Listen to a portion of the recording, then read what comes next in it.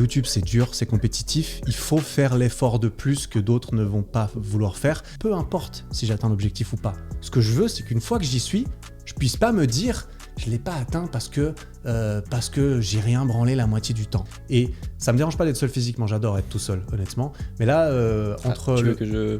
Non, tu peux rester, je t'aime bien, j'aime bien.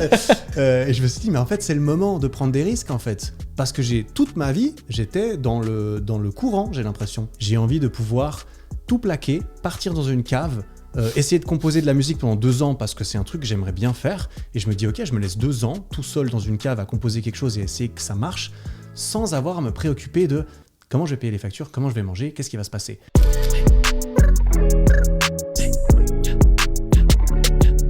Ça fait plaisir de t'avoir sur le podcast, Eric. Bah, merci beaucoup pour l'invitation. Comme tu le disais, t'as pas l'habitude de te faire toi-même interviewer. T'as plutôt l'habitude d'avoir des discussions avec des gens. Ouais. Mais c'est vrai qu'on t'a rarement fait une vidéo où on te présente un petit peu ton parcours, on te pose des questions sur ton activité. Donc, c'est vrai. Donc merci pour la quasi-exclusivité. Je crois que... Il n'y a rien d'extraordinaire. Ah si, il y a des choses intéressantes. Et je suis sûr qu'on va pouvoir discuter de choses qu'on a en commun parce qu'on a beaucoup de points en commun. Ça, je suis d'accord. En dehors de la couleur des cheveux et Ah mais oui, t'es blanc bah aussi, oui, putain, oui. Je me disais, mais il y a Mais quelque oui. chose que j'aime bien chez ce mec, je sais pas ce que c'est. Non, vraiment, on a beaucoup de points en commun. Et un des plus grands points en commun qu'on a, c'est justement le fait d'avoir fait 5 ans d'études pour se lancer finalement sur YouTube. Toi aussi, t'as fait la même erreur. Erreur de parcours, ça arrive, écoute. C'est quand même pas commun. C'est vraiment pas commun. Et justement, on va essayer de répondre dans ce podcast, on va essayer de répondre à la question est-ce qu'on est des gros bouffons ou est-ce qu'on est des génies, quoi. Ou un petit peu entre deux, peut-être. Je pense, on va voir si on a été plutôt visionnaire ou si c'était une erreur. Mais, on verra dans les années à venir aussi, peut-être. Ouais. Oui, mais en tout cas, c'est intéressant t'as quand même un peu de recul parce que ça fait quand même ça fait 4 ans maintenant, voilà. Ouais, 4 ans. Moi, je me souviens encore très bien de la fin de mes études parce que c'était il y a 6-7 mois. Mais toi, du coup, ça fait maintenant 4 ans que tu es à plein temps sur YouTube. C'est ça, 4 ans pour ma première vidéo. Donc, c'était novembre 2017, donc un peu plus que 4 ans maintenant. Et c'était 2 mois après avoir reçu mon diplôme que j'ai sorti ma première vidéo. Ouais. C'est ça. Très bonne vidéo d'ailleurs. J'en profite pour... La toute première ? Non, la vidéo sur ton diplôme. La vidéo sur mon diplôme. Elle est venue après celle-ci. Celle-là, elle est venue. Ok, c'est ça. Mais donc après, oui, pour ceux qui... j'aime bien aussi raconter dans les podcasts comment est-ce que j'ai découvert le créateur que je rencontre. Il me semble que c'était avec... ah oui, je sais. C'est une vidéo sur faire ses courses. Faire bien ses courses au supermarché. Elle a bien marché celle-là, ouais. C'est vrai. Ouais. Et elle a apparu sur mon YouTube. J'ai dit ok, j'ai pas regardé tout de suite parce que j'avais déjà fait mes courses et mais parce que en effet je m'étais formé sur la nutrition et ça m'étonne pas que la vidéo soit arrivée sur mon feed. Mais donc toi sur YouTube tu parles un petit peu de tout, tu parles de sport, tu parles un petit peu de... T'as commencé avec un peu de vidéos, je dirais développement personnel dans la forme où tu essaies de donner des conseils et de parler directement à la personne. Tu parles un petit peu t'as même parlé un petit peu de loi d'attraction. Mm-hmm.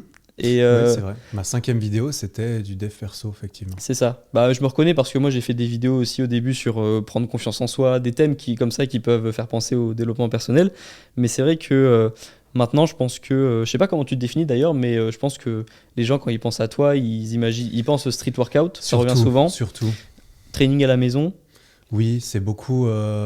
c'est... pour moi, je suis beaucoup plus associé au sport, clairement, parce que c'était aussi dans l'idée... Mais c'est vrai que dès ma toute première vidéo, la toute première de ma chaîne, je dis, sur cette chaîne, je veux faire des vidéos de sport et de développement personnel. Donc, j'avais déjà cette idée de vouloir faire les deux. Après, je me suis aussi rendu compte que le sport, ça vendait mieux. Et en plus, j'avais une approche peut-être un peu moins courante, parce que c'était plus axé street workout, poids du corps. Et donc, c'est surtout pour ça, aujourd'hui, que à ça qu'on associe mon nom. Et pendant le confinement, il y a eu un gros projecteur aussi sur les vidéos à la maison que j'ai fait. Et donc, ça a aussi popularisé mon contenu, mais surtout mon contenu sportif. Et moi, depuis le début, j'avais tout autant envie de faire l'un que l'autre. Et j'ai pas envie d'être uniquement associé à l'un ou à l'autre. Oui, c'est ça, c'est un équilibre. Le sport... Tu le dis souvent sur ton podcast d'ailleurs, c'est le sport, le mental et le sport, s'améliorer physiquement et mentalement. Ça revient quand même souvent et moi j'aime beaucoup cette vision des choses. Mais c'est vrai que tu as fait, pour revenir sur tes premières vidéos, j'aimais bien le fait que tu imageais les principes. Je me souviens d'une vidéo où tu as monté une tour, juste pour expliquer le fait que lorsque tu montes et que tu essaies de monter, tu vas avoir des obstacles pendant ton ascension. et t'avais quand même cherché une tour pour illustrer ça. Je trouve que, franchement, je me suis Elle dit... est pas si loin d'ici, cette tour. Ouais. Elle est à 25 minutes d'ici. Ouais. Je me suis dit, franchement, c'est mieux que d'en parler tout seul dans sa chambre, quoi. Il cherche à imager les principes. Ouais. Je sais pas à quel point je cherchais à imager. Oui, parce qu'en fait, j'ai eu cette image de tu montes la tour, etc. Et ensuite, je construis sur cette image dans la vidéo parce que à partir du moment où j'étais lancé, c'était le but. Mais je me souviens que dans mes premières vidéos, mon but, c'était YouTube, c'est dur, c'est compétitif. Il faut faire l'effort de plus que d'autres ne vont pas vouloir faire. C'est comme ça peut-être que je peux me différencier dans ce monde où tout le monde parle déjà, soi-disant saturé, de muscu, de choses comme ça. Je me suis dit, bah ok, si j'ai une idée de concept, je vais essayer de la pousser encore plus ou d'approfondir plus, trouver un moyen d'être différent dans le bon sens du terme, en tout cas. Je connais bien ce sentiment, je l'ai connu il y a 2 ans, ce sentiment de dire j'arrive sur une plateforme qui est saturée, il y a plein de gens qui sont déjà installés. Et c'est marrant parce que est-ce que tu t'es posé cette question quand tu as commencé à faire tes vidéos? Tu te dis ça va être dur de me faire une place? Je sais. En fait, j'étais confiant que j'ai. Ah, tu peux le dire, hein. J'étais confiant que ça allait fonctionner. Toi, en vrai. hein. En vrai, j'étais confiant. J'ai même des vidéos de moi avant que je commence où je me filme et je dis que je sais que ça va marcher en fait, parce que je pensais sincèrement que ça allait marcher en fait. Et j'aime penser que le fait d'en être convaincu, ça m'a aidé en fait à me dire mais en fait si ça part pas tout de suite, c'est juste que ça va arriver après. Et alors il y avait pas que ça, hein. Je suis très contre l'idée il suffit d'y croire et ça va venir tout seul en restant dans son canapé. Ça marche pas non plus malheureusement. Mais je savais que c'était saturé, soi-disant saturé, mais pour moi je réalisais qu'en fait c'est saturé autant que tu le penses déjà. Et tout le monde est différent, même aujourd'hui, tout le monde dit c'est saturé, je ne sais quoi. Mais tu débarques avec ta propre personnalité, tu es déjà unique dans ton contenu. Après, c'est évidemment à toi d'essayer de faire des choix plus ou moins intelligents pour avoir une proposition de valeur qui soit encore plus unique que éventuellement d'autres. Mais si tu injectes de toi-même dans ce que tu fais, personne pourra te remplacer. Mais je sais pas ce que tu en penses, mais c'est dur au début de montrer sa personnalité. Ouais. Et moi, je pense que ça fait 2 ans que je suis sur YouTube, 2 ans et demi, et je pense que ça fait à peine 6 mois peut-être que les personnes qui suivent mes vidéos voient la vraie personnalité que je peux avoir dans la vraie vie. Ouais, moi c'est la même chose. Mais okay. Même, ah oui, clairement, au tout début, j'avais vraiment peut-être pas un masque, mais je me cachais derrière un personnage, Eric Flagg, soi-disant, qui accentue sa personnalité, qui est un petit peu plus bruyant que normalement, qui parle plus fort, qui exagère un petit peu tout. Parce que je me suis dit, il faut tout amplifier pour que ça soit pas trop lisse et pas trop chiant. Donc, je me cachais un peu là derrière, et c'est vrai que de plus en plus, je me suis fusionné avec mon personnage, on dira. Je suis devenu ce que je représentais, et ce que je représentais, c'est fondu avec ce que je suis, on dira. Et aujourd'hui, j'ai l'impression d'être de plus en plus naturel, mais c'est vraiment un process constant, j'ai l'impression. Parce qu'aujourd'hui, si je regarde une vidéo d'il y a 1 an, bah, j'aime pas trop, en fait. Je me dis, je suis un peu, je suis un peu coincé, ça se voit que je lis mon script, entre guillemets, etc. Et à cette époque-là, j'étais content de ce que je sortais, et si je regardais une vidéo d'il y a 1 an, j'étais là, c'est pas ouf. Du coup, là, je suis content de mes vidéos aujourd'hui, mais force est de reconnaître que dans 1 an, si ça se trouve, je les aimerais. Je ne m'aimerais pas dedans. Mais j'aime penser que je converge vers un truc qui c'est ça. Il y a une phrase qui dit que si t'es pas embarrassé par la version de toi-même d'il y a 1 an, c'est que tu progresses pas assez. Un petit peu cliché, mais c'est peut-être un petit peu... Dans ce monde de l'audiovisuel où tu te filmes toi-même et tu documentes des choses qui restent longtemps, ça me semble très, très possible et vrai. Mais tu fais bien de préciser qu'en effet, au début, c'était un personnage, Eric Flagg. D'ailleurs, c'est un pseudo, hein, Eric Flagg, on le précise. C'est pas mon Dans la vraie vie, tu t'appelles Eric Drapeau. C'est ça. J'ai essayé de le traduire parce qu'en anglais, c'est plus stylé. Eric Drapeau. Ce serait marrant, Eric Drapeau. Ouais, ce serait pratique. Tu m'as demandé quand on avait fait notre interview si moi je m'appelais Dossier dans la vraie vie. Mais ce mec s'appelle quand même Dossier. Moi, j'étais sûr que c'était un pseudo. J'étais sûr. Des personnes en France le pensent actuellement très certainement. Encore. Ouais. Et on pose la question en effet, mais non, c'est vraiment... Tu vois, quand tu parles de vocation, regarde le mec, il s'appelle Dossier, il fait des vidéos sur les étudiants. Sur les études. Forcément, c'est un pseudo. Et non. Bravo. Bravo, c'est surtout que je ne trouvais pas de pseudo en fait. Ouais. Vraiment, j'aurais tu voulais changer ? J'aurais bien aimé trouver un pseudo. C'est vrai. Par exemple, je sais pas si j'avais un nom composé, j'aurais bien aimé juste mettre les initiales. Mais non, force est de constater que j'avais toujours pas trouvé de pseudo au moment de faire la première vidéo. Du coup, j'ai mis mon vrai prénom, Grégoire Dossier. Bon, je pense pas que tu Mais c'est regrettes. plus dur, pour moi, c'est plus dur du coup de dire que je suis un personnage parce que comme c'est mon prénom et mon nom, ça pose d'autres questions. C'est vrai, c'est vrai.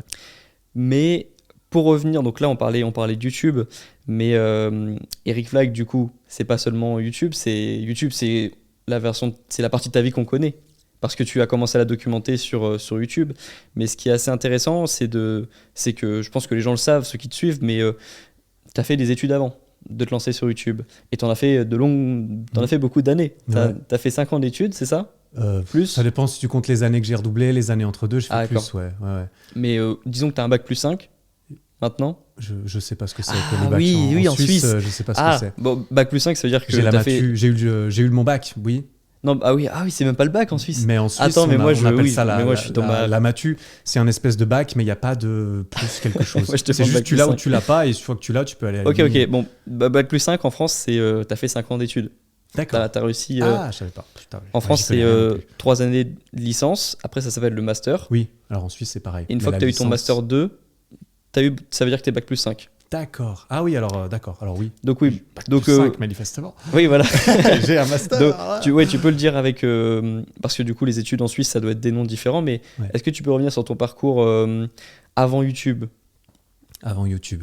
Bah, j'ai commencé YouTube à 27 ans, donc j'avais quand même 27 ans de vie derrière moi avant.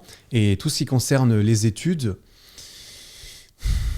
j'ai un peu suivi un chemin toute ma vie qui me semblait le plus à la fois facile et adapté à ce qu'il me fallait et correspondre à ce qu'on attendait de moi. Parce que moi, mes parents, ils sont les deux profs, plus ou moins, ils ont les deux fait l'uni.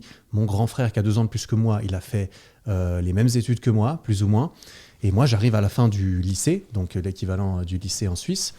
Et pour moi, il n'y a pas question. J'ai aucune idée de ce que je veux faire de ma vie. J'ai 18 ans, j'ai redoublé la dernière année de lycée pour une erreur complètement stupide parce que je passais plus de temps à jouer aux jeux T'en vidéo as parlé dans un podcast. qu'à travailler sur un travail qui était très important apparemment parce qu'il m'a fait redoubler.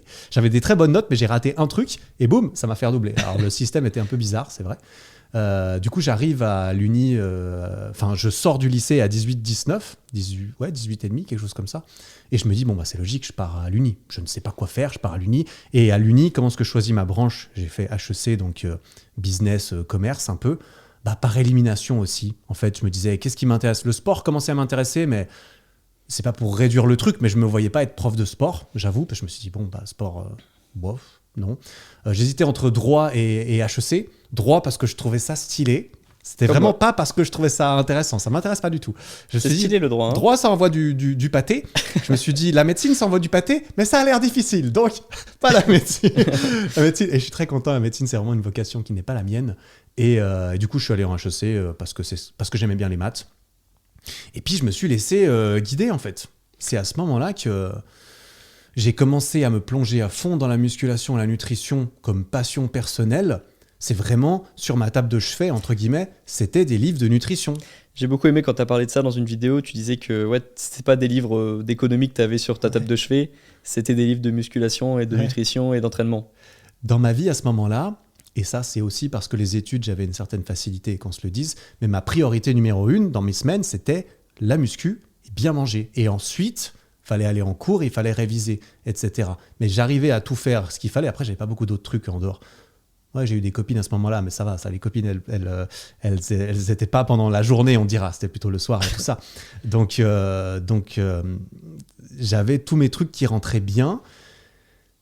Et je me contentais de faire ce qu'il fallait à l'uni, parce que je me dis, ok, bah, je m'engage dans une licence. En Suisse, on appelle ça le bachelor, c'est 3 ans. Bon, bah voilà, je fais mon bachelor.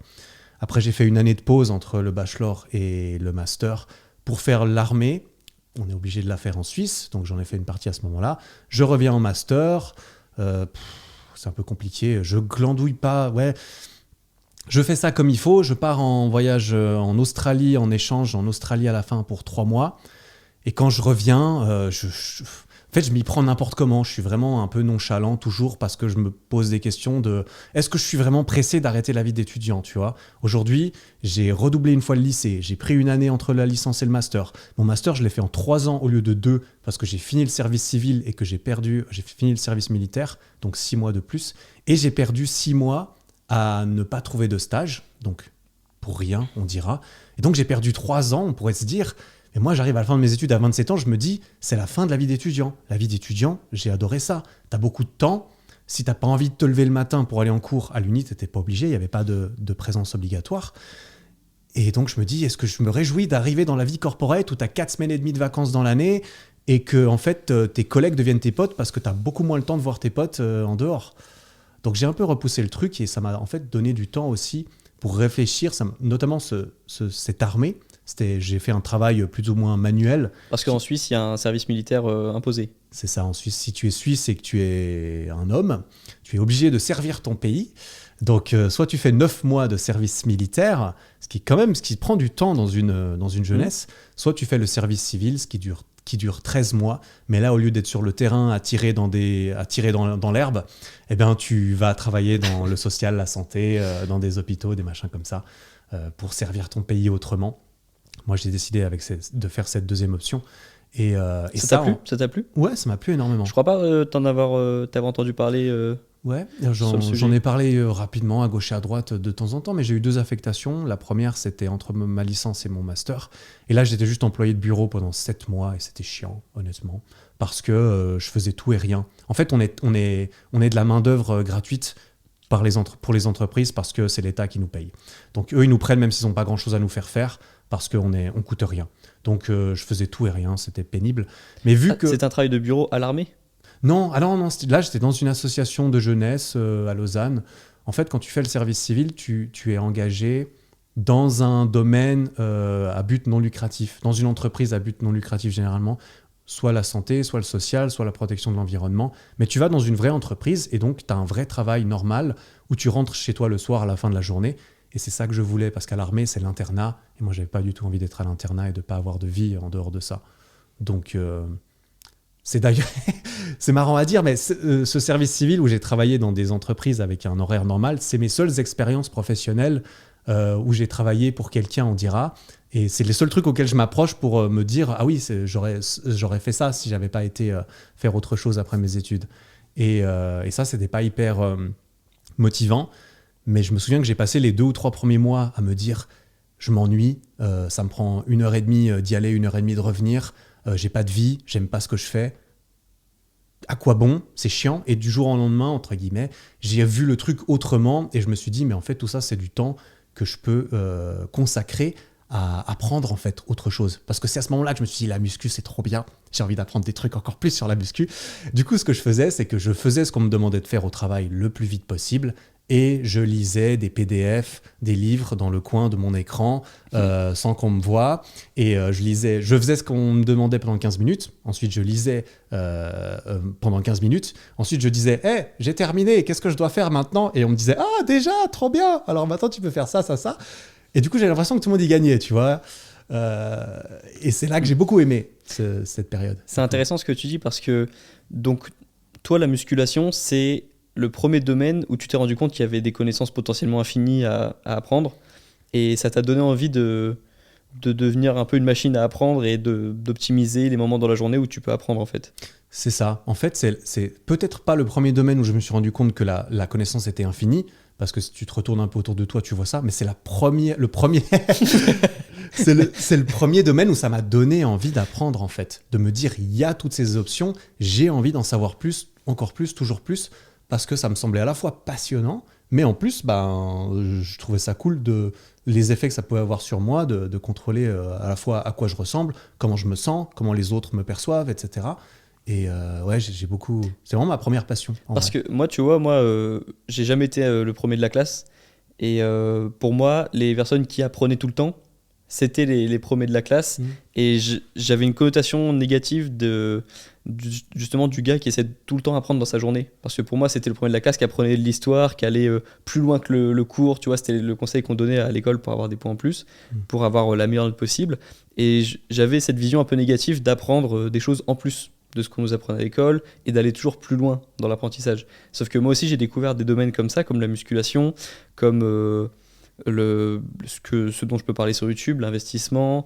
Il y a plein de jeux infinis, il y a plein de domaines infinis en fait, où tu auras toujours des choses à apprendre. Et lorsque j'ai découvert ça et que je me suis rendu compte que ça pouvait être cool d'apprendre aussi, Que c'était pas juste... il y avait 10 000 façons d'apprendre, il y avait 10 000 supports pour apprendre. Bah, moi, je me reconnais dans ce que tu dis.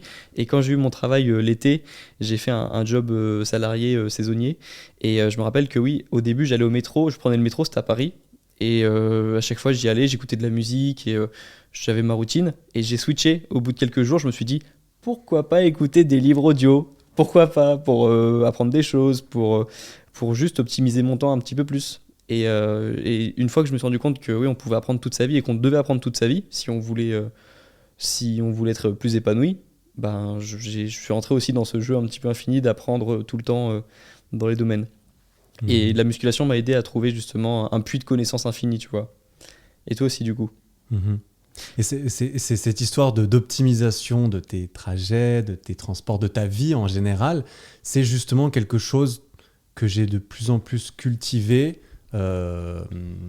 Après qu'on voit ça évidemment, pousser tout à l'extrême, c'est jamais bon, mais c'est vraiment à partir de là où je me suis rendu compte de l'étendue de choses qu'il y avait à apprendre, de l'étendue de choses que j'avais envie d'apprendre à propos de tout ça, et du peu de temps que j'avais, parce qu'il y a tellement de choses qui m'ont commencé à me donner envie, et de me dire en fait, si je peux me prendre de passion pour apprendre ça, je suis sûr qu'il y en a d'autres. Du coup, putain, la vie, mine de rien, j'ai pas le temps en fait, j'ai pas spécialement le temps de ne rien faire, de perdre 2 heures par jour dans le train à regarder dehors, alors que je pourrais éventuellement apprendre des trucs qui me donnent envie. Et c'est à partir de là que j'ai commencé à m'impliquer vraiment dans de l'apprentissage. Parce que comme toi, comme tu l'as dit, moi, jusqu'à la fin de ma licence, balèque complet d'apprendre des trucs. Vraiment, pour moi, c'était l'école, c'est obligé, il faut que tout le monde soit content. Les parents, la société, je ne sais qui. Donc on fait des bonnes notes, mais on ne va pas en apprendre beaucoup plus que ce qu'on nous demande. Parce que pourquoi ? J'ai pas envie. Et c'est vrai que très longtemps, et à cause de l'école, on dira, je pense que chez pas mal de personnes, cette notion d'apprentissage est mélangée avec cette notion de bourrage de crâne forcé parfois qu'on peut ressentir à l'école, et c'est pour ça que c'est peut-être plus difficile et que c'est peut-être bizarre la première fois que tu lis un truc et que tu te dis mais j'ai envie de lire plus sans qu'on me demande de le faire, et c'est à partir de là que tu dis ah mais en fait, que je me suis dit manifestement c'est trop bien, j'en veux plus. Du coup, je vais essayer d'en bourrer autant que je peux dans ma journée de travail qui ne me plaît pas, et qu'à chaque instant où je peux faire autre chose que ce travail qui ne me plaît pas, eh ben, je vais le faire. Et ça m'a donné envie que ce travail qui ne me plaît pas ne s'arrête jamais. Honnêtement, j'ai passé les 3 premiers mois de cette affectation à me dire « j'en peux plus, je me fais trop chier ». Et les 3 derniers mois à me dire « putain, il faut que je profite de chaque jour parce que ça va s'arrêter malheureusement et je ne pourrai plus être sponsorisé par l'État à lire des livres ». Tu vois, alors que je faisais exactement le même travail, tu vois. Et c'est là que je me suis dit « waouh, mais c'est trop bien ». C'est exactement ce qui s'est passé avec mon travail aussi, où ouais. Quand en fait c'était plus 30 minutes de métro, c'était 30 minutes de livre audio. Je peux avancer dans mon livre, je peux apprendre des choses. Alors évidemment, le plus dur, c'est de trouver un thème quand même qui nous plaît. Nous, on a trouvé nos passions à nous, mais en même temps, il y a aussi, j'ai l'impression, des domaines qui peuvent passionner énormément de personnes en fait. Je vois pas qui ne peut pas être passionné par le corps humain, par apprendre à prendre soin de son corps, prendre soin de son esprit. C'est quand même les 2 endroits dans lesquels on habite au quotidien, tu vois. Donc je vois pas, j'ai toujours du mal à donner des conseils aux personnes qui me disent comment est-ce que je fais moi pour trouver ma passion, parce que moi en effet j'ai trouvé mes passions assez jeune, mais en même temps moi ce qui me passionne c'est vraiment pas des choses originales quoi. Il n'y a vraiment pas besoin d'être dans l'originalité, je pense, pour avoir une passion valable. Mais c'est vrai que ça aide, parce que tu vois les choses différemment quand t'as des choses à apprendre, quand t'as des choses à faire, quand tu t'occupes en fait. Et donc moi je me reconnais à fond dans ce que tu dis. Et donc en plus, quand tu apprenais ces cours pour revenir à tes études et ce service du coup où tu apprenais des choses, sans t'en rendre compte, tu préparais ton échappatoire pour un prochain métier qui allait plus te plaire. Exactement. C'est comme ça que je me suis retrouvé à ne pas continuer dans les études après. C'est qu'il y a eu ce break avant mon master. Il y a eu cette révélation de j'adore apprendre des trucs, mais pas apprendre ce qu'on essaie de m'apprendre à l'université. Et là, je suis arrivé en master après. Et pendant ces 2 ans, eh bien, j'ai continué à travailler en parallèle de mes études sur les choses qui me plaisaient vraiment, et que j'ai de plus en plus maîtrisé mon propre corps vis-à-vis de la muscu et de la nutrition. Enfin, c'est ça qui me plaisait le plus.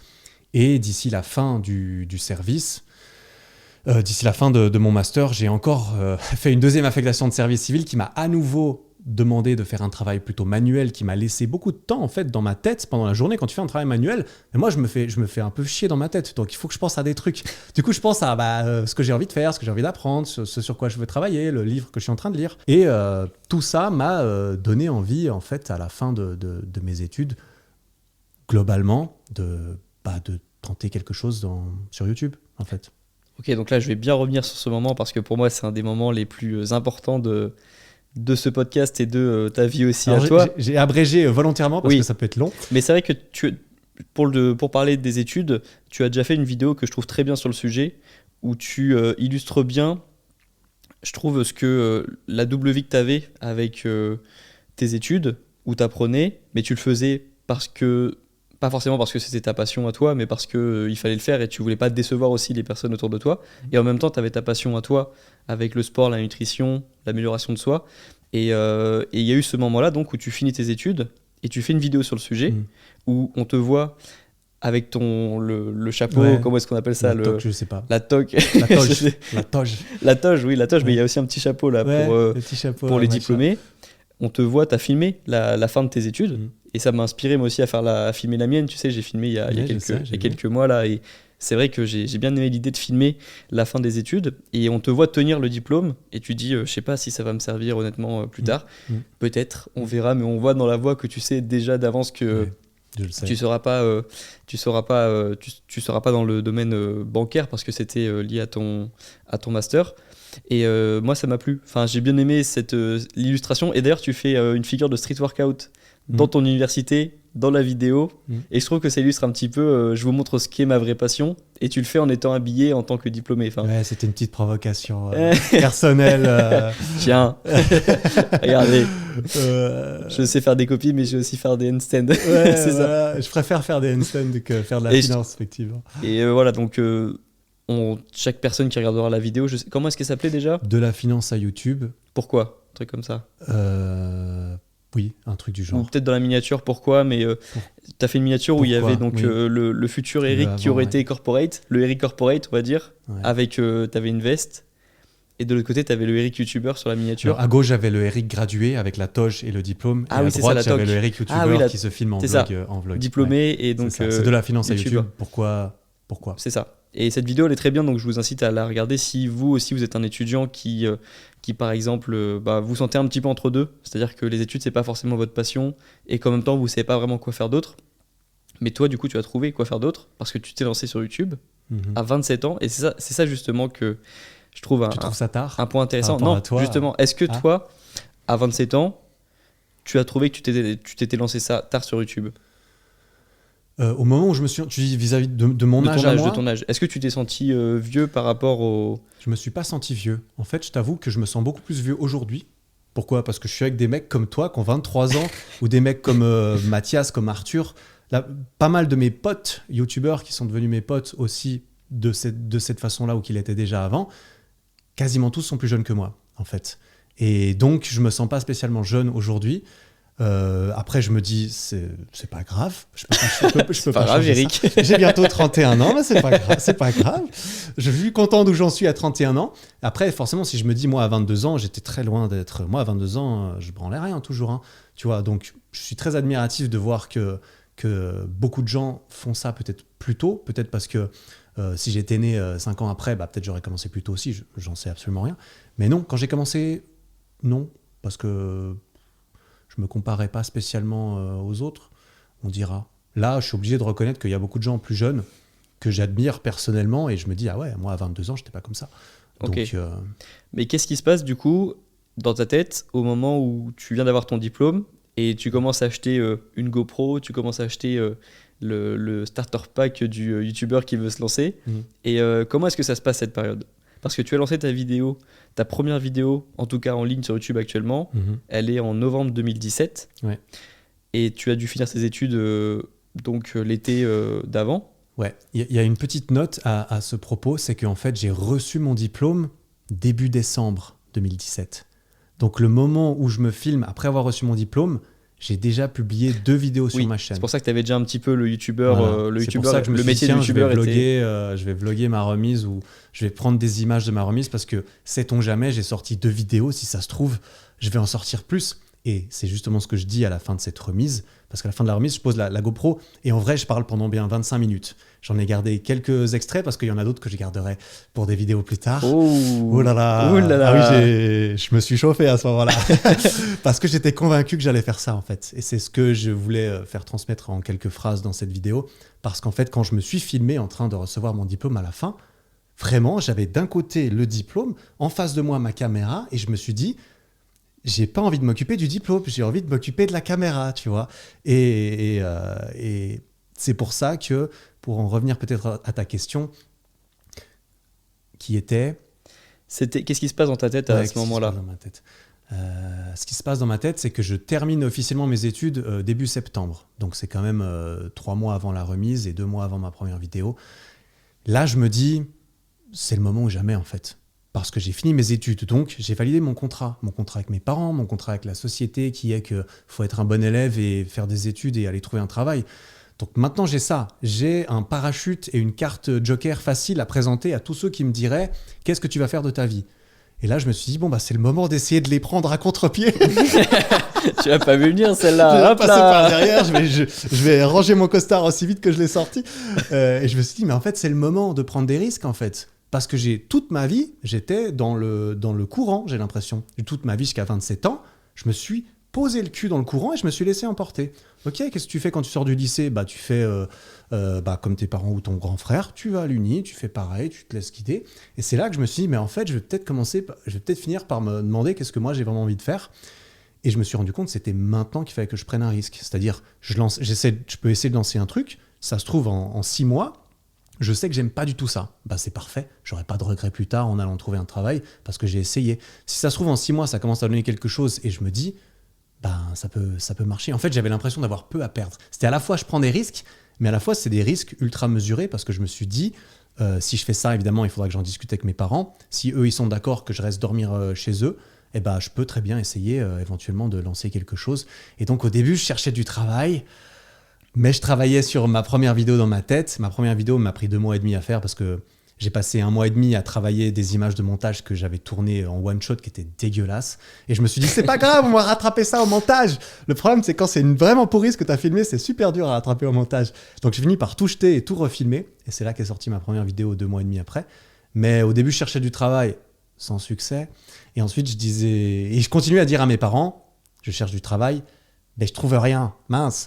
Et au bout d'un moment, j'ai arrêté de chercher du travail, mais je continuais de le dire à mes parents. Et en janvier, j'ai eu la discussion avec mes parents comme quoi je pouvais plus me cacher. Je pouvais plus me cacher plus longtemps que ça. Je commençais à faire des vidéos, je savais que j'avais envie de continuer et qu'il fallait que je puisse le faire dans des bonnes conditions, qui n'étaient pas d'avoir peur du jour au lendemain que mes parents le découvrent, que je cherche pas du taf et que ça leur plaise pas.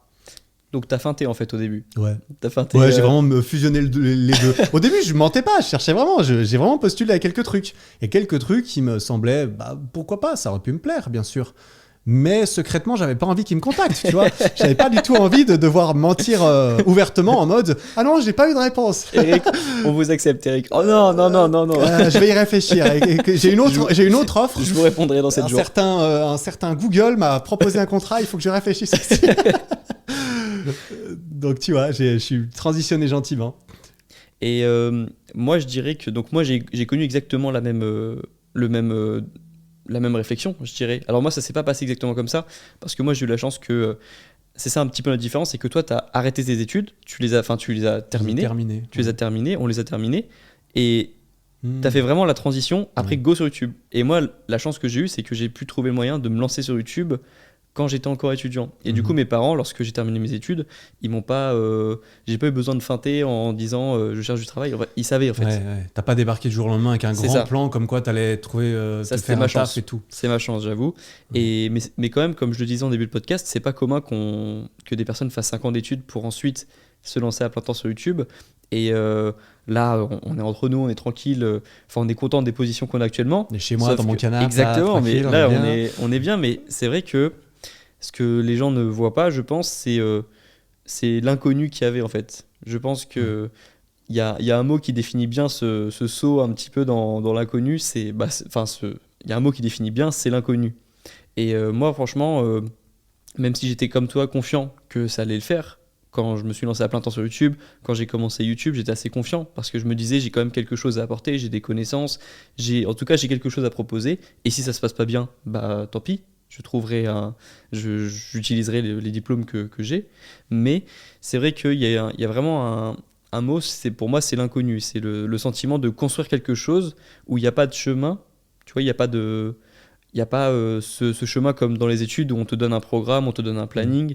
Et justement, puisqu'on parle d'inconnu, j'ai déniché une petite. Je t'en ai pas parlé. Qu'est-ce qui va me sortir? Je précise. Non, je ne sais pas ce que tu vas me sortir. Qu'est-ce que tu vas me sortir? Des vieux dossiers? Alors. Des vieux dossiers, pour pétard, donner du Grégoire contexte. Dossier, il est allé fouiller. En fait, j'ai auto-placé le mot inconnu parce que je sais que c'est le mot qui va être important dans le message que je vais te montrer. Mais pour donner un petit peu de contexte au podcast, l'autre jour, quand je préparais le podcast, j'ai regardé quelques-unes de tes vidéos pour me renseigner. C'est pour ça que je sais que tu as commencé en novembre 2017. Et je suis tombé sur une vidéo d'Elio cette fois-ci, un de tes commentaires qui était en top commentaire, où Elio parlait d'un podcast sur le déséquilibre. Ouais. Tu vois à peu près. Donc un de ses podcasts récents qu'il a fait. Oui, il y a quelques c'est ça. mois. D'accord, oui. Et toi, donc oui. j'afficherai le message pour ceux qui regardent la vidéo sur YouTube. Mais voilà ce que tu avais écrit. Ces discussions qu'on a eues pendant cette période de commencement et d'inconnu qui plus est, dans le top de mes meilleurs souvenirs de ces 5 dernières années. Merci. Cœur bleu sur toi, Elio. Qu'est-ce que c'est cet inconnu en fait, Eric, est-ce que tu pourrais nous parler de cette période? Et je le dis parce que oui, tu en parles comme tu veux, mais j'ai rarement vu un YouTuber parler de l'inconnu que c'est de la sensation qu'on ressent lorsqu'on se lance à plein temps sur YouTube alors qu'on a eu un chemin assez classique avant.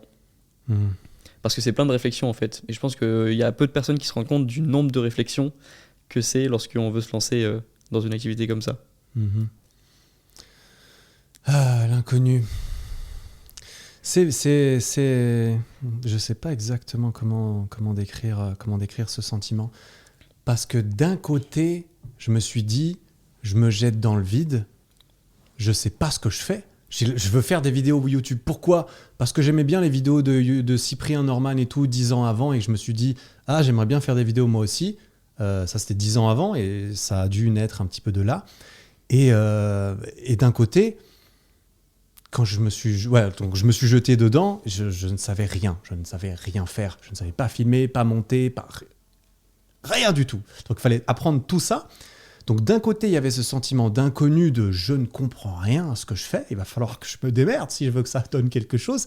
Et d'un autre côté, il y avait ce sentiment je ne comprends tellement rien à rien qu'il faut absolument... Enfin, j'ai vraiment pas le temps de me dire...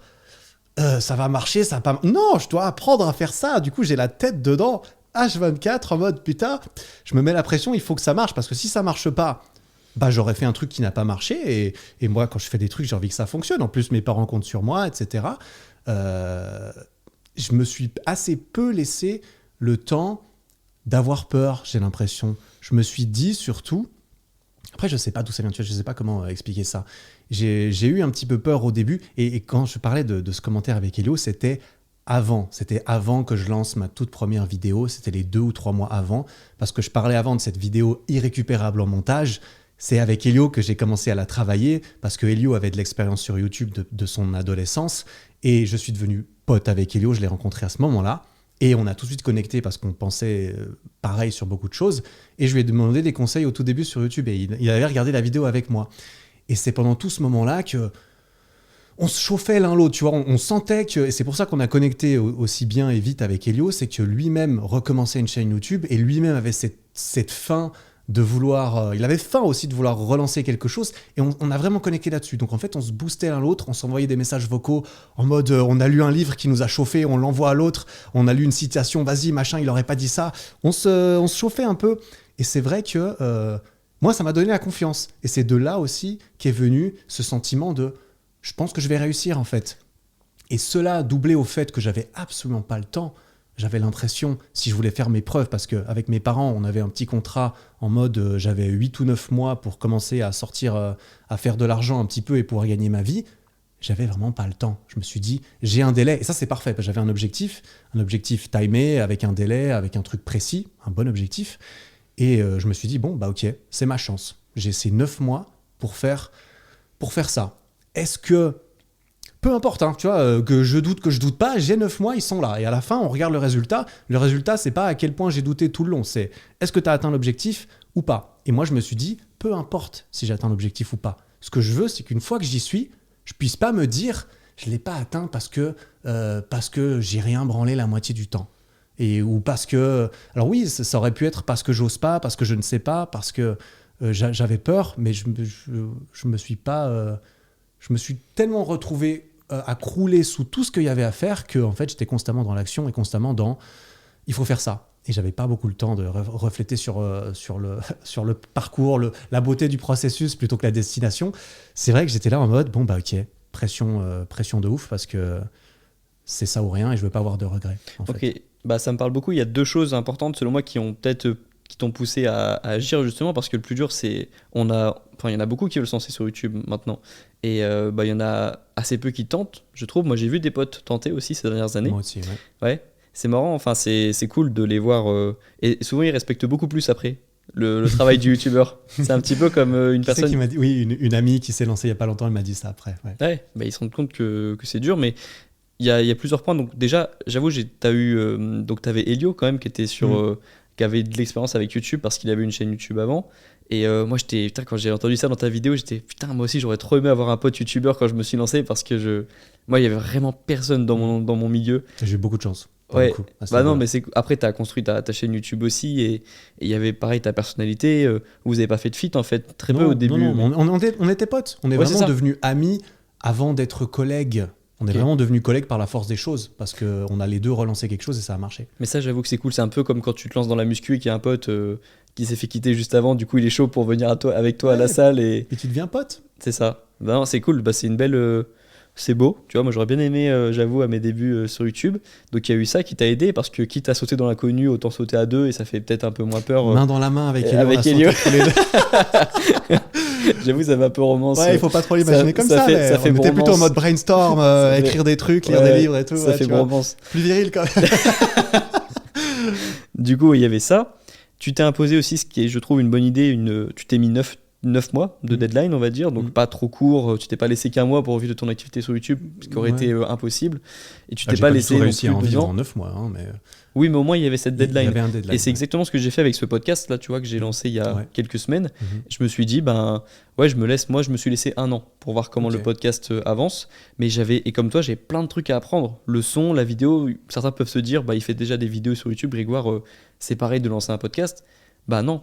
Un podcast, si tu veux utiliser des caméras, si tu veux utiliser un micro. Là, je parle avec un micro que j'avais pas il y a quelques semaines. On enregistre avec un mixeur. Avec un setup de ouf que j'ai jamais vu. Incroyable le setup. Il est bien équipé. Ah, il a fait le taf. Ouais. Mais voilà, plein de trucs que je savais pas en fait faire avant. Et donc, en effet, tu avais tellement de choses à faire que tu n'avais pas le temps de surréfléchir et de essayer d'optimiser ce que tu faisais. Je me suis pas laissé être tétanisé devant tout ce qu'il y avait à faire. Parce que une chose à la fois, c'est un peu comme ça que tu vois les choses. Exact, une chose à la fois. Il faut faire une vidéo, donc j'apprends à filmer, je me filme, ça marche pas, je réessaye, je refais. Ensuite, il faut faire le montage, j'y comprends rien. Purée, ces montages, c'est incompréhensible. Le son, pourquoi est-ce qu'au début de la vidéo c'est trop fort et à la fin on me dit qu'on n'entend plus rien. Il faut équilibrer le son, putain, mais j'en savais rien, personne m'a dit ça. Ensuite, il faut faire une miniature, il faut faire Photoshop. Ensuite, il faut faire le marketing de ta vidéo, il faut en parler sur les réseaux, il faut faire des stories facecam et parler à quelqu'un comme si tu avais déjà des gens qui... Est-ce qu'il faut que je parle comme s'il y avait déjà beaucoup de gens qui m'écoutent, comme si j'étais déjà quelqu'un? Est-ce qu'il faut que je fake it until je le make it, tu vois? Merci d'en parler. Il y a trop de choses à... Et moi, quand j'ai pris conscience de ça, du nombre de choses que je savais pas faire, j'ai un peu essayé de prendre le problème. Donc le problème, c'est que je sais pas monter, je sais pas tourner, je sais pas parler à une caméra, je sais pas gérer la lumière, je sais rien faire. Ça va plus vite de regarder ce que tu sais faire. Ouais, c'est ça. Et en fait, j'étais comme toi, je décomposais le problème et une chose à la fois. Genre, je vais pas m'occuper de comment est-ce qu'on tourne une vidéo. Là, je suis sur le montage, j'essaye d'apprendre le montage, d'apprendre les bases du montage. Et donc, toi, tu as vécu un peu les mêmes interrogations. Ouais, c'est ça. 2 ans avant moi, par contre. Mais 2010, t'as commencé en 2017. J'étais plus âgé. Ouais. Mais donc, c'est intéressant ça. Et donc tu te lances sur YouTube. Tu commences à faire tes premières vidéos. Moi, c'est une question que j'ai envie de te poser parce que moi, de mon point de vue, j'ai l'impression que ça a très bien marché tout de suite. tes vidéos? Ah, les miennes. Parce que, ouais, ah oui, non, moi non. Moi, moi, il a fallu quelques mois. Ouais. Et il a fallu aussi une mise en avant du monde des étudiants pour que je commence à venir sur YouTube et à me faire repérer justement par d'autres YouTubeurs. Mais comme moi, je t'ai découvert quand tu faisais cette vidéo sur les courses et que tu avais déjà. Ça commençait à bien marcher à ce moment-là, j'ai l'impression que ça s'est très bien passé dès le début. Ouais, mais je vais pas. Typiquement, pour vite revenir sur un de mes meilleurs potes qui a voulu lancer sa chaîne YouTube il y a pas longtemps, il lance ses premières vidéos. Il se passe pas grand chose. Et pour moi, en fait, soi-disant, et c'est ce que j'aurais tendance à lui dire, c'est en fait, c'est normal quand tu fais des vidéos au début que personne les regarde. C'est normal que peut-être ça prenne 1 mois ou 5 ans avant que ça commence à marcher. Et au bout d'un moment, on en parle de plus en plus. Et à peine on commence à en parler plus. Et là force est de reconnaître, je lui dis, en fait, malheureusement, je peux pas t'en dire plus. Je ne sais pas. Je n'ai jamais vécu le fait de publier 25 vidéos de suite et qu'il n'y ait aucun retour. J'ai jamais vécu ça et je ne sais pas comment j'aurais réagi et je ne peux pas te dire « Oh, il faut cravacher, moi je l'ai fait ou moi je l'aurais fait, tu vois, parce que moi, dans la vie, j'ai de la discipline et tout. » Non, j'ai pas eu à faire ça, tu vois. Moi, j'ai fait mes vidéos et à chaque vidéo, j'avais un feedback immédiat et positif que j'allais dans la bonne direction. Généralement, c'était au moins autant de vues, un petit peu plus de vues. Il y a des gens qui s'abonnent tous les jours apparemment. Oh, il y a eu 3 abonnés aujourd'hui. Putain, ça en fait 3 de plus que hier. Ah, donc 3 abonnés, t'étais content Ouais, mais moi j'étais trop content quand je voyais des petits incréments au début. Mais j'ai toujours eu des incréments en fait. Jamais j'ai eu l'impression d'avoir stagné de ouf. C'était une pente pas très élevée, mais c'était une pente quand même. Donc c'était positif. Parce que moi, il me semble qu'il m'a fallu 3 mois pour avoir les 1000 abonnés. T'as connu une croissance plus élevée, non? Ouais, je me souviens. Mes premiers objectifs, on en parlait avec Elio et un autre pote juste avant que je commence ma première vidéo. Donc ma première vidéo, je la sortais en mi-novembre et mon objectif, c'était 3000 abonnés avant la fin de l'année. Donc 1 mois et demi après, et ensuite je voulais faire 100 000 à la fin de l'année d'après et 1 million à la fin de l'année encore d'après. Donc ça c'était mes objectifs. Tu vois, j'avais déjà posé ça. J'étais là, ouais, on fait x10, c'est bien sur une année. Parce que j'étais dans ce mood aussi grâce à nos discussions avec Elio et un auteur qu'on aimait beaucoup qui s'appelle Grant Cardone, qui avait fait un livre qui s'appelle 10X, The 10X Rule. Ça veut dire qu'à chaque fois que tu te fixes un objectif, en fait, tu te le fixes 10 fois plus grand. Comme ça, tu es sûr de donner tout ce que tu as. Et à la fin de cette première année, après 1 mois et demi, eh bien, j'étais à 2900 abonnés, quelque chose comme ça. Après mes 4 premières vidéos, sauf erreur. Et donc, oui, d'accord, oui, ok. Et donc, c'est parti rapidement. Après, moi, j'avais une vision très... moi, je voulais faire beaucoup de vidéos pour apprendre le plus vite possible. Mais c'est vrai que toi, tu avais une dynamique de faire une bonne vidéo, la meilleure vidéo possible que tu pouvais faire à ce moment-là, et puis passer à la vidéo d'après. Mais elles étaient déjà assez quali, je trouvais. J'essayais, c'était comme je te l'avais dit au début du podcast, je crois, j'essayais d'ajouter une différence dans mes vidéos pour créer une différence de cette façon, pour proposer quelque chose d'unique de cette façon. Typiquement, la vidéo qui m'a beaucoup aidé, c'est ma 4e vidéo, c'était comment commencer le street workout. Non seulement j'étais au bon endroit au bon moment avec un sujet qui n'avait pas été déjà traité 14 fois, mais en plus, aujourd'hui, cette vidéo, elle a des centaines de milliers de vues parce qu'elle est toujours d'actualité, faut croire, parce que j'avais été, non seulement, je faisais déjà du street depuis un moment, donc je savais de quoi je parlais, donc j'ai fait ma vidéo comme je l'espérais. Et ensuite, et ça c'est un processus que j'ai répété énormément après, c'est d'abord j'écris la meilleure vidéo du monde pour moi. Et ensuite, je vais regarder tout ce que les autres ils ont fait en français et en anglais pour faire en sorte que ma vidéo, qu'une fois que tu as regardé ma vidéo, tu n'as plus besoin de regarder la leur. Ça, c'était ce que je voulais faire. Et cette vidéo-là m'a propulsé assez rapidement parce qu'elle a très bien marché. Okay. Effectivement. Donc tu penses que tu as mis combien de youtubeurs au chômage avec cette... Parce que en fait... Tu veux que quand on arrive sur ta vidéo, déjà on apprenne à peu près tout ce que tu peux apprendre sur le YouTube sur le même sujet. Tu veux faire un peu une mise à jour des vidéos que tu as vues avant et tu veux qu'elles apportent un truc en plus à chaque fois. Ouais. C'est ambitieux et c'est pour ça je pense que ça a marché aussi. Et ça a marché... C'était différent, je pense. Ouais. Non, mais c'est vrai que moi, donc, je t'avais dit quand je t'ai découvert, tu avais déjà bien progressé sur YouTube. J'ai sorti à 50 000 la vidéo de la finance à YouTube, c'était vidéo spéciale 50 000. Ouais. Ok, je vois. Donc j'arrive un petit peu à me situer par rapport à moi, mon évolution. Et justement, qu'est-ce qui s'est passé après les 50 000 ? Il y a eu donc tu as continué de progresser, mais il s'est passé quelque chose aussi vers le mois de mars 2020. Mars 2020, qu'est-ce qui s'est passé en mars 2020 déjà oui, tiens, ça me revient. Confiné chez moi. J'en ai parlé avec Bazinga il y a 2 semaines. il m'a dit qu'il avait pris conscience que récemment à quel point ta chaîne avait pris une croissance incroyable à ce moment-là. Parce que La sienne aussi d'ailleurs. Celle de Bazinga, ouais, avec son challenge pompe et ses exos. En fait, toutes les personnes qui incitaient à faire du sport à la maison, il y a eu Sissi Mua aussi. Tout le monde. Et donc moi, la question, c'est évidemment, j'imagine que ta chaîne a connu une croissance à ce moment-là. Mais ce qui m'intéresse, moi, c'est comment est-ce qu'on vit après le retour aux statistiques normales pour les personnes qui créent des contenus et qui ont comme nous tendance à regarder un petit peu les statistiques et qui prennent un petit peu personnellement parfois la baisse des statistiques.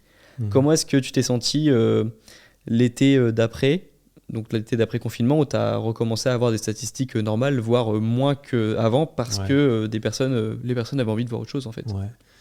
C'était pas hyper évident, je reconnais, que notamment quand...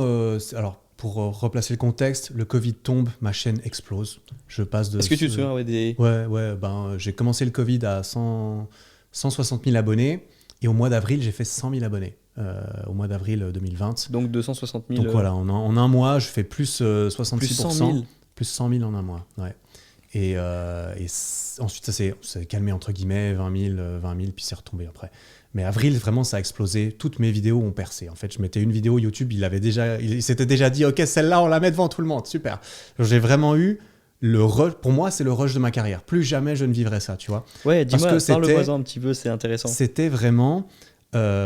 moi, en plus, je m'en souviens, j'y pensais même ce matin, parce qu'aujourd'hui, le jour où on filme ce podcast, plus de masques en Suisse, plus de restrictions, le Covid est soi-disant fini, on va apprendre à vivre avec. Et du coup, j'ai reflété ce matin en mode que la période du premier confinement a été une période que j'ai adorée, vraiment, parce que tout allait bien dans ma vie. J'étais coincé chez moi, j'avais plus besoin, entre guillemets, de sortir, de faire d'autres choses, donc je pouvais travailler H24, et c'est ce que j'aimais faire. J'étais avec ma copine à l'époque, ça se passait très bien, et du coup, toute la journée, je me levais, et je faisais des vidéos, et mes vidéos marchaient de ouf. Donc, que demander de plus? Donc, j'ai adoré cette période, mais je me suis rendu compte à ce moment-là, je me suis dit, ça marche bien, il faut capitaliser. Donc c'est là que je me suis dit, ok, une vidéo par semaine, tu fais plus que ça. C'est maintenant qu'il faut prendre son billet, tu vois. Je me suis dit, ah, bordel, il y en aura peut-être un mec. Le coup de la pandémie, j'y aurais pas cru, tu vois. La pandémie qui me les gens, c'est pas facile forcément à comprendre pour ceux qui sont pas youtubeurs ou streamers parce que c'était les grands.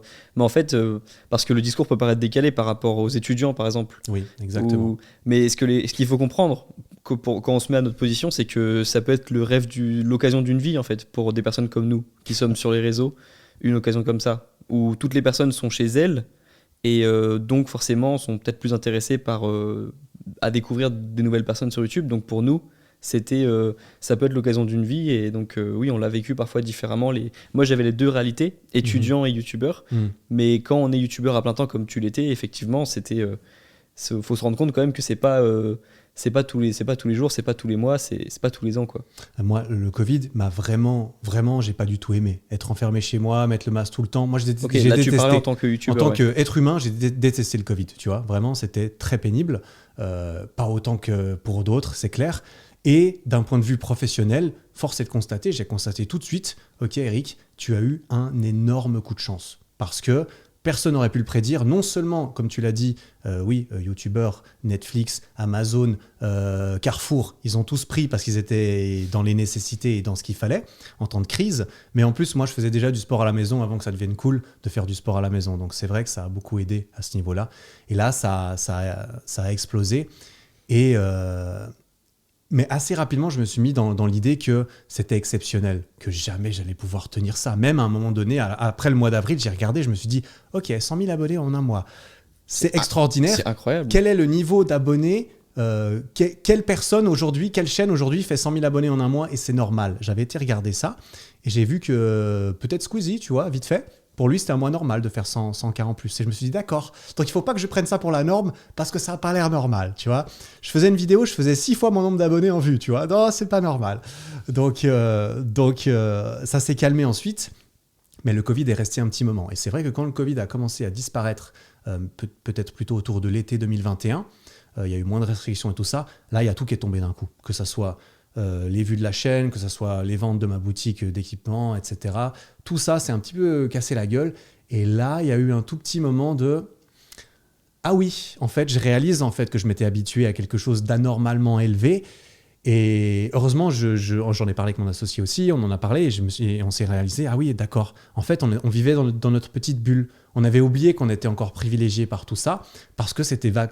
Évidemment, après le gros buzz, c'est retombé, mais c'est retombé à un niveau plus élevé. Et on avait oublié que le niveau était quand même artificiellement élevé à cause de ça. Et quand c'est retombé à un niveau plus normal, je me suis rapidement rendu compte de ça. On a dû se dire, OK, il va falloir revoir nos prévisions qui étaient un peu ambitieuses apparemment et reprendre à partir du niveau normal. Mais je ne l'ai pas particulièrement mal vécu. On ne va pas se mentir, je vais être complètement honnête, parce que ce déclenchement de confinement et tout ça, ça m'a permis de me sentir en sécurité à tous les niveaux, notamment financièrement. Une fois que tout est retombé, je me suis dit, OK, bon, c'est pas comme si ça me mettait en danger ma vie ou mon style de vie, parce que ça s'était bien passé à ce moment-là, j'avais pas pour autant augmenté mon niveau de vie ou quoi. Et quand c'est retombé, j'étais là, OK, c'est toujours bien mieux qu'avant. Donc, parfait, ça me va. Et j'ai mis tout ça en perspective en mode, moi, ça fait depuis 4 ans, allez, on va dire 3 ans, que j'ai l'impression que je peux me plaindre pour rien du tout. J'ai vraiment l'impression d'être le mec qui a le moins le droit de se plaindre sur cette planète, tu vois. Donc jamais je me permettrais de me dire ça va moins bien en ce moment les vues, putain. Mais en même temps, t'hésites pas à parler de sujets qui concernent en particulier les youtubeurs. Et t'as parlé par exemple de la solitude en 2021 que t'avais ressenti et qui a fait quand même plus de 150 000 vues, il me semble. Donc il y en a qui regardent évidemment parce que tu as une belle voix et parce que tu les aides à dormir, comme on nous le dit souvent en message. On a une belle voix pour endormir apparemment. Je sais pas si c'est un compliment ou pas. Ouais, on est toujours un peu perplexe, mais donc oui, j'imagine qu'il y a aussi des personnes qui se sont reconnues et ça s'est vu dans les commentaires de cette vidéo. Ouais. Et du coup, tu parlais, donc j'invite les personnes à aller voir cette vidéo pour pas te citer et pour vraiment que ce soit tes mots à toi. Mais du coup, plutôt pour parler de l'après, qu'est-ce que tu comptes faire en 2022 pour te sentir un petit peu moins seul dans la solitude qui est causée par l'activité de YouTube, en fait, donc, que connaissent beaucoup de YouTubeurs? Ouais. Pour résumer ça en 10 secondes, c'est vrai que je me suis senti seul en 2021 aussi parce que, comme j'explique dans la vidéo, j'ai rompu avec ma copine au début, à la fin de l'année 2020. Et donc, pour la première fois de ma vie, en 2021, j'étais tout seul chez moi, avec personne d'autre, à travailler tout seul chez moi avec personne d'autre. Et donc, j'ai été très, très seul physiquement. Et ça ne me dérange pas d'être seul physiquement. J'adore être tout seul, honnêtement. Mais là, entre... tu veux que je... Non, tu peux rester. Je t'aime bien. J'aime bien... avec parcimonie, j'aime bien avoir... mais je ne suis pas la créature la plus sociale ou sociable du monde. Je préfère être seul. Si je devais choisir entre être tout le temps seul et tout le temps entouré... Ouais, ça marche pas. Heureusement qu'on n'a pas à choisir. Ouais, les deux ne me vont pas. On est d'accord. Mais je suis plus du côté, j'ai besoin un de plus de 70-30. Voilà, un petit 70-30, ça me va assez bien dans l'idée. Ouais, et ça va bien avec mon métier. Et c'est peut-être pour ça que je l'ai choisi aussi à ce niveau-là. Mais le temps que je passais avec ma copine, je l'ai remplacé par du travail. Et ça, c'était pas une bonne idée. Parce que c'est devenu... déjà que c'était disproportionné avant, je travaillais quasiment tout le temps. Là, c'était littéralement, je travaillais tout le temps. Et en plus, ça s'est passé pendant encore le Covid, pendant l'hiver. Donc, c'est pas comme si je pouvais inviter des gens, des filles à aller boire des verres. Non, il fallait qu'elles viennent chez moi, que j'aille chez elles ou qu'on aille se promener dehors par -2. Donc, j'ai fait ça un petit peu, mais j'ai beaucoup, beaucoup travaillé. Et à la fin de cette année-là, aussi par rapport à ce que tu as dit, c'est vrai que je me suis rendu compte que c'était un petit peu parti en freestyle cette année. Mon humeur, ma satisfaction générale moyenne était très bonne, mais avec des grosses fluctuations. Des fois, j'étais très content, des fois, je me suis dit, putain Eric, mais pourquoi tu t'infliges ça en fait ? Pourquoi tu t'infliges ça ? Tu n'as pas besoin de t'infliger ça. Et m'infliger ça, ça veut dire être aussi exigeant avec le travail qui doit être fait, les vidéos qui doivent sortir en temps et en heure, quand tu les as annoncées régulièrement, toujours aussi régulièrement. Et au bout d'un moment, à la fin de cette année, quand j'ai fait tout ça, je me suis encore retourné là-dessus et je me suis dit, mais en fait, pourquoi tu t'es infligé ça ? Pourquoi tu t'es infligé ça ? Et donc, je refuse de continuer à m'infliger ça parce qu'il n'y a aucune raison valable. Et j'en suis revenu au tout début de ma chaîne où pour moi, si je m'étais infligé cette exigence envers moi-même, c'est qu'il y avait une question de vie ou de mort avec mon activité. C'est soit tu taffes beaucoup et ça marche, soit tu taffes pas assez, tu le regrettes et ça marche pas. Mais aujourd'hui, j'ai plus cette peur de la mort de mon activité. Et donc, je n'ai plus à être aussi sous pression, à me mettre autant sous pression. Et c'est ça que je veux réguler mieux à partir de cette année. Moins de stress, que ça n'en vaut pas la peine. Tu penses que dans 10 ans, sinon tu vas regretter de t'être mis trop la pression actuellement? Ouais, j'en suis sûr. Mais je suis comme toi sur le fait d'être toujours dans cet état de survie. Parce que, donc on parlait de l'inconnu tout à l'heure, mais c'est vrai que l'état de survie, ça définit bien aussi l'état dans lequel on est lorsqu'on se dit, bon bah non, je vais pas utiliser le diplôme que j'ai pour me lancer dans une activité, parce qu'on se retrouve parce que tu vois, quand tu as un bac plus 5, donc l'équivalent de 5 ans d'études, tu fais plus partie de la piscine avec tous les gars et toutes les personnes de ton âge qui veulent trouver du travail, tu vois. Parce que tu te dis potentiellement, je peux accéder à d'autres métiers que tout le monde ne peut pas avoir parce que tout le monde n'a pas un bac plus 5. Et quand tu te dis, je vais aller sur YouTube, par exemple, il n'y a pas de diplôme. Il n'y a pas de personne à l'entrée. Donc tu te dis, je me retrouve en compétition avec plein de personnes et ça te met dans un état de survie. Et c'est peut-être ça, c'est peut-être encore mieux que l'inconnu. C'est cet état de survie dans lequel je me suis retrouvé lorsque j'ai commencé. Et du coup, ça me parle ce que tu dis. Mais c'est très primaire, primal et instinctif. Et il disparaît pas en fait. Encore aujourd'hui, même si je suis un petit peu plus établi dans ma situation, beaucoup plus établi, j'ai toujours cet état de survie et j'ai l'impression, c'est aussi pour ça que les statistiques parfois m'affectent, parce que je me dis que ça me remet dans cet état de survie où je me dis je peux encore tout perdre. Je suis pas intouchable. Mais je pense qu'aucun youtubeur se considère intouchable. On a toujours peur du conflit, on a toujours peur de... le mot que je cherche, c'est se faire cancel, tu vois. Ouais. Enfin, tout ce qui touche à la réputation, tout ce qui touche à la baisse, même pire, la mort lente et douloureuse, tu vois, la baisse des statistiques. Ça, c'est encore pire que le reste, je pense. C'est un truc, ouais. Bah, tu vois, moi, ça m'a pris 4 ans gentiment là-dedans avant de me dire, ok, je vais commencer à essayer de trouver un truc stable sur le long terme plutôt que d'être dans la pression et l'exigence et la vie ou la mort. Parce que la survie, c'est un peu ça. C'est soit je vis, soit je meurs. Donc, c'est à ce moment-là que tu décuples tes ressources, comme quand tu es confronté à la mort, on dira. L'adrénaline, ouais. À l'adrénaline, exactement. Et c'est pas évident de... Aujourd'hui, je me sens en sécurité, tu vois. Littéralement, je n'ai plus peur de la mort du tout de mon activité. C'est pour ça que quand je fais un 10 sur 10, c'est-à-dire ma vidéo, elle bite de ouf. Oui, donc 10 sur 10, c'est lorsque YouTube... C'est pas que je m'en fous, mais ouais. YouTube, quand on est youtubeur, YouTube note nos vidéos sur 10. On est toujours à l'école, en fait. Hein. Tu vois, on arrête les études, mais on est toujours noté par YouTube. On habite chez eux. Hein. Sauf que sur YouTube, un 1 sur 10, c'est top. Parce que ça veut dire que c'est la meilleure vidéo que tu as niveau statistique sur les 10 dernières. Donc quand on fait un 10 sur 10, pour le coup, ça veut dire que c'est la pire vidéo qu'on ait faite sur les 10, niveau statistique, hein, évidemment. Parce que comme je te le disais en off, parfois mes vidéos préférées, c'est des 10 sur 10. Bah, c'est souvent, c'est là que tu vois que c'est bien là la dichotomie parfois entre faire des vidéos qui vont marcher et faire des vidéos qui te plaisent. Ouais. Si tu veux, enfin bref, c'est pas tout, les deux ne s'alignent pas toujours. Donc c'est pour ça que moi j'ai plus décidé de faire surtout des vidéos qui me plaisent que des vidéos qui me plaisent et maintenant de les sortir quand elles sortent et pas parce qu'il faut qu'elles sortent à une date précise, parce que je suis détaché un petit peu du fait de si ça fait des mauvaises perfs, si ça, à nouveau je le sais, je parle de quelque chose que je ne connais pas. Si je fais des 10 sur 10 pendant 15 vidéos de suite, j'aurais peut-être pas le même discours, tu vois, on va pas se mentir. Je suis assez content que mes vidéos soient pas toujours des gros bides, on est bien d'accord.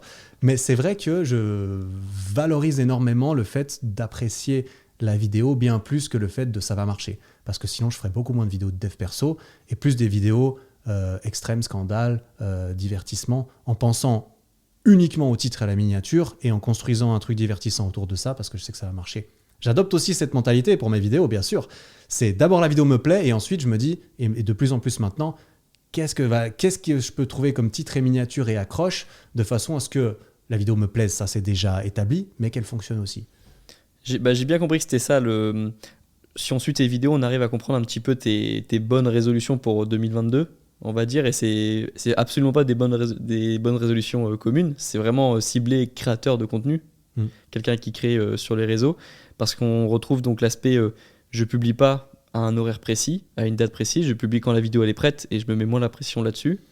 Je publie ce qui me plaît.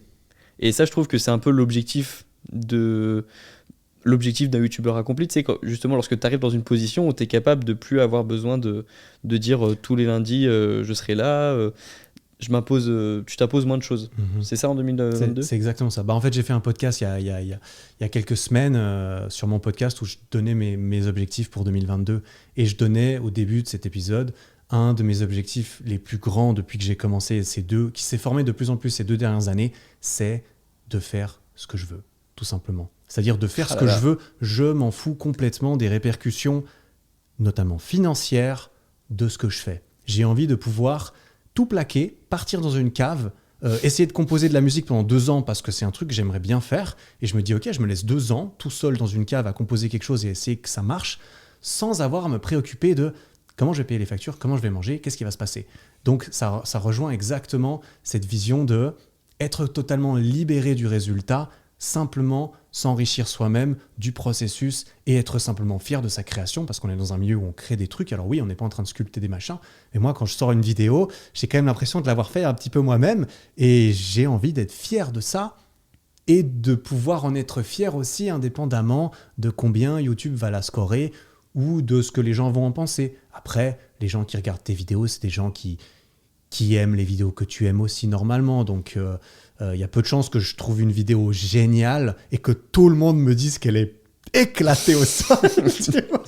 Ça n'est encore jamais arrivé à nouveau, je ne sais pas ce que c'est, mais ça me semble peu probable. C'est le but d'une vie, hein, d'un indépendant, c'est de pouvoir faire des choses de manière indépendante, de pouvoir être libre dans ce qu'il fait, de ne pas remettre en question chaque chose qu'il est en train de faire.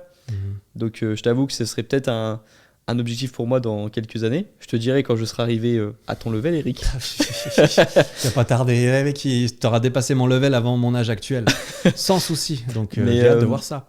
Mais oui, c'est pour ça que c'est intéressant. Je prends un petit peu de ton expérience aussi, parce que c'est vrai que tu es plus avancé que moi quand même dans le processus. Mais c'est vrai qu'à long terme, j'aimerais bien être un petit peu comme ça, me poser moins de questions sur ce que je crée comme contenu. Parce que voilà, moi je dis toujours cet état un petit peu de survie. Ça fait que 2 ans que je suis sur YouTube. Et donc, et voilà, je n'ai pas encore la possibilité d'être aussi relax que ça, je trouve. Ouais, mais je te dis ce que je pense vraiment. Et c'est aussi pour ça que tu es chez moi sur mon canapé aujourd'hui. C'est que moi, quand j'ai vu ce que tu faisais, qu'on a parlé un petit peu, qu'on a discuté un peu, moi, tu vois, et c'est ce que je me disais l'autre jour quand j'y pensais, si aujourd'hui on me dit, mec, t'as 1000 balles, il faut les investir sur des mecs, tu penses qu'ils vont réussir, moi je vais mettre une partie de mes thunes sur Grégoire Dossier, tu vois, littéralement, parce que quand je te vois, je sens qu'il y a la passion, la faim et tout ce qu'il faut pour que ça marche. La preuve, ça marche déjà, donc moi je me fais pas de soucis pour toi. Mais c'est assez étrange parce qu'en effet, moi, si j'ai 1000 euros à miser, j'en mise 10 000 sur moi, tu vois.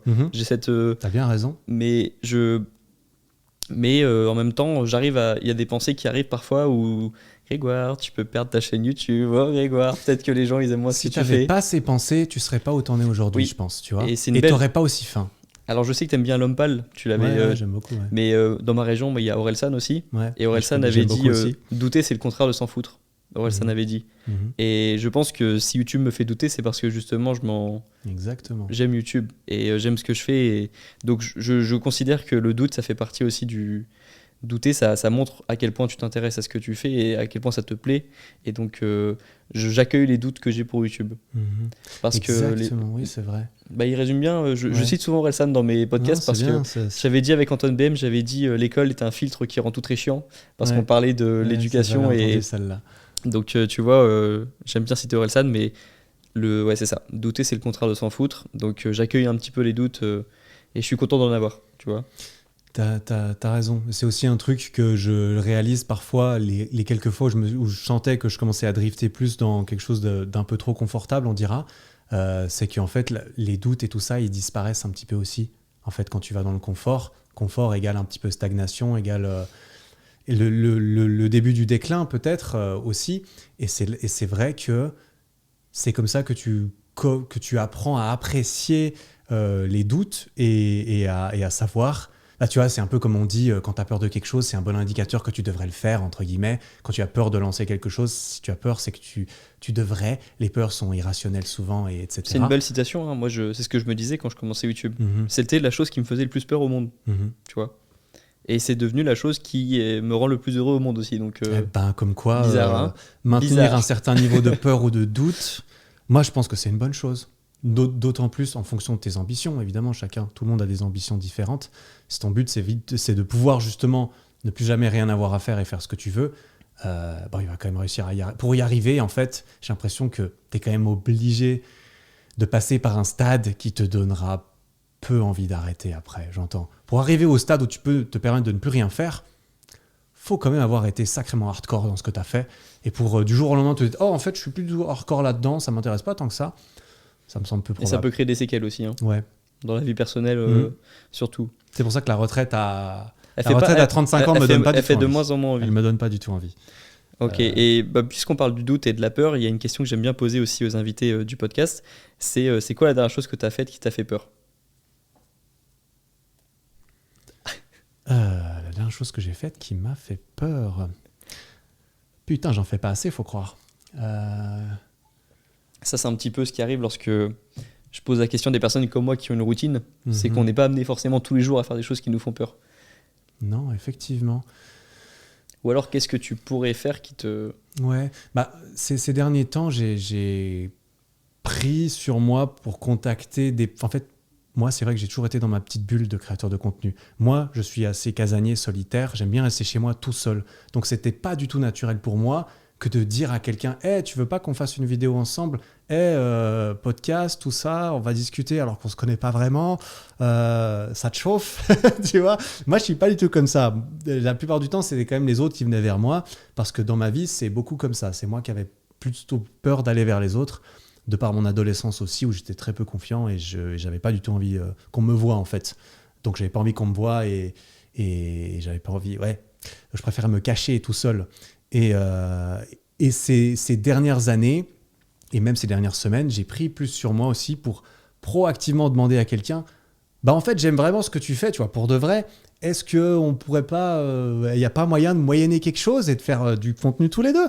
En plus, plus je rencontre de gens, bah, moins ça me fait peur de rencontrer des nouvelles personnes et plus je réalise à quel point c'est merveilleux de rencontrer des personnes qui sont passionnées par la même chose que toi.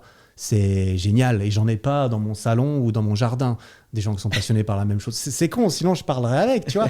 Mais c'est vrai qu'avec ce milieu sur Internet aussi, on est assez dispersé et j'ai eu la chance d'avoir Elio notamment et Mathias qui est aussi devenu rapidement un ami et qui fait la même chose.